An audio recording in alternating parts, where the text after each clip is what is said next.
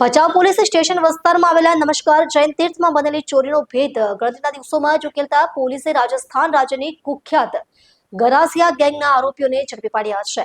પથ્થરની જાળી તોડી મંદિરની અંદર પ્રવેશી મુકટ, કુંડ, દ્વાર અને દાનપેટી તોડીને રોકડ રકમની ચોરી કરાઈ હતી. જિલ્લામાં બનતા મિલકત સંબંધિત ગુનાઓ અટકાવવા અને અનડિટેક્ટ ગુનાઓ ઝડપી શોધી કાઢવા માટે પોલીસ મહાનિરીક્ષક ચિરાગ કોરડિયા અને પોલીસ અધિક્ષક સાગર બાગમાર દ્વારા સ્પષ્ટ માર્ગદર્શન આપવામાં આવ્યું હતું.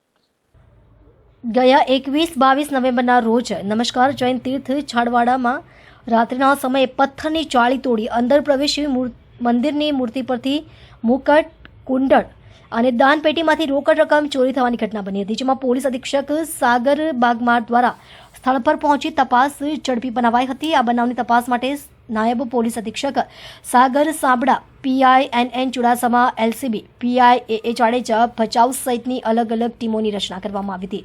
હ્યુમન ઇન્ટેલિજન્સ, ટેકનિકલ એનાલિસિસ અને CCTV ફૂટેજના આધારે પોલીસે આરોપીઓનું પગેરું રાજસ્થાનથી મેળવ્યું હતું. તપાસ દરમિયાન જાણવા મળ્યું કે મંદિર ખાતે પથ્થર ઘસાઈ કામ કરનાર કારીગરો જ મંદિરની રચના અને ભૌગોલિક સ્થિતિ વાકેફ હતા.